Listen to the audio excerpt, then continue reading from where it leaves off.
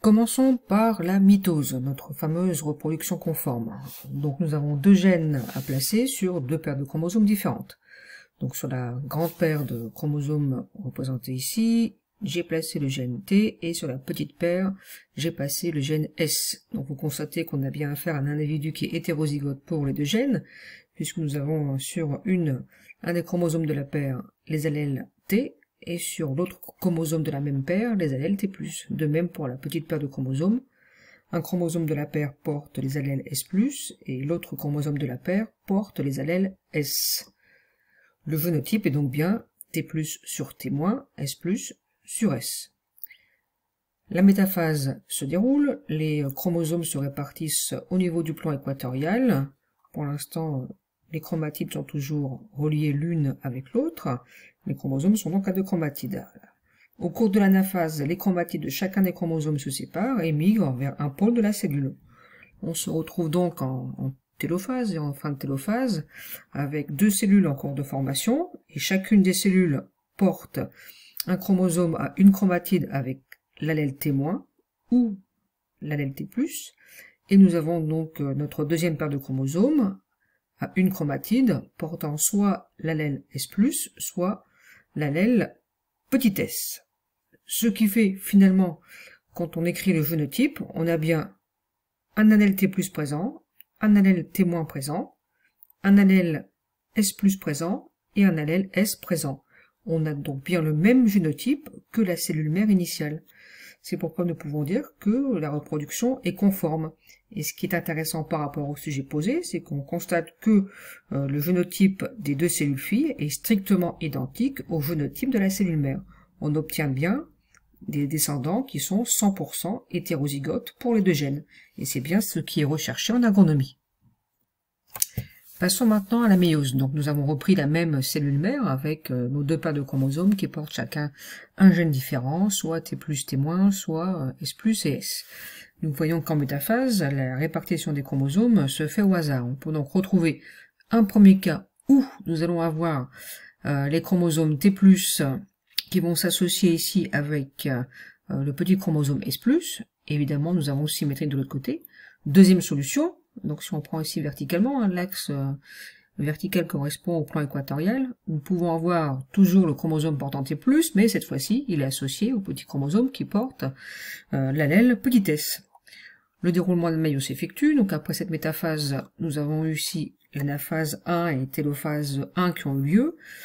On a bien séparation des chromosomes de chaque paire, ce qui fait qu'ici nous n'avons plus, comme dans la cellule mère, 4 chromosomes, mais 2 chromosomes au niveau donc de cette première division. Il y a donc eu une division réductionnelle, puisqu'on a réduit le nombre de chromosomes par 2. On passe de 4 chromosomes à 2 chromosomes dans chacune des cellules. La division de méiose se poursuit, on arrive à la division équationnelle qui consiste, comme pour la mitose finalement, à séparer les chromatides. Au final, on obtient bien 4 gamètes qui contiennent n égale 2 chromosomes, et chacun de ces chromosomes est bien à une seule chromatide. De même pour l'autre cas. Donc si on regarde les combinaisons d'allèles obtenues dans les deux méioses possibles grâce au brassage interchromosomique, on obtient donc 2 gamètes qui porteront les allèles T+ et S, et 2 gamètes qui porteront les allèles T- sur le grand chromosome, et puis S sur le petit chromosome. Donc là, on retrouve des combinaisons en fait d'allèles qu'on retrouvait chez les parents. Deuxième possibilité, on voit que on peut obtenir des gamètes nouvelles en combiné, donc T+, cette fois-ci associé à petit s, ou alors T- associé à l'allèle S+, porté par le petit chromosome. Alors, quand on en est arrivé là, bon, effectivement, c'est déjà bien, nous avons fait le brassage, on a montré des nouvelles combinaisons d'allèles qui étaient possibles, mais ce n'est pas fini. Pour pouvoir observer les descendants, il faut réaliser maintenant la fécondation. Par conséquent, il faut faire la fécondation entre les gamètes du père et les gamètes de la mère. Et on vous disait que dans l'énoncé, il y avait une autopollinisation, ce qui veut dire une autofécondation. Autrement dit, les 4 gamètes précédents ont autant de chances de se rencontrer pour former un nouveau descendant. Par conséquent, si on fait l'échiquier de croisement, on indique ici les gamètes que l'on peut trouver au niveau donc des grains de pollen, qui sont les gamètes mâles, et ici donc les gamètes qu'on peut retrouver dans l'ovaire qui correspondent aux différents ovules possibles. Donc chacune des proportions étant équiprobable, on a un quart de chaque type de gamète. Donc si on réalise donc la fécondation, donc on réassocie finalement les chromosomes qui portaient le gène T et les chromosomes qui portaient le gène S. Mais si on regarde à travers cet échiquier de croisement, bah, finalement il y a beaucoup d'individus où on remarque que ben, ne sont pas hétérozygotes pour les deux gènes. Là, on voit qu'il est hétérozygote pour le gène T, mais il est homozygote pour S+, et ainsi de suite. Ici, on a un homozygote qui porte uniquement les allèles récessifs. Là, on va avoir un... pareil, ici, un homozygote pour T+, mais hétérozygote pour S. Donc, c'est pas ce qu'on demande. Nous, dans l'agronomie, on cherche des individus qui soient hétérozygotes pour les deux gènes. Donc, si on regarde avec attention, on a un cas ici, d'hétérozygotie pour les deux gènes, un deuxième cas ici, un troisième cas et un quatrième cas.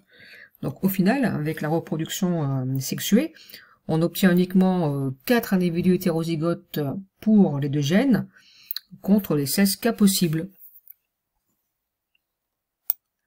Par conséquent, maintenant, nous pouvons répondre à la question sur le type de reproduction qui est le plus efficace en agronomie et qui nous permettra d'obtenir des individus strictement identiques aux individus mères avec les caractères intéressants qui ont été sélectionnés. En l'occurrence, ici, on demandait des descendants qui soient 100% hétérozygotes pour les deux gènes. Eh bien, on a vu à travers la mitose qu'on obtenait des descendants 100% identiques aux parents. Par contre, avec la méiose, seuls 4 individus sur les 16 possibles sont hétérozygotes pour les deux gènes considérés.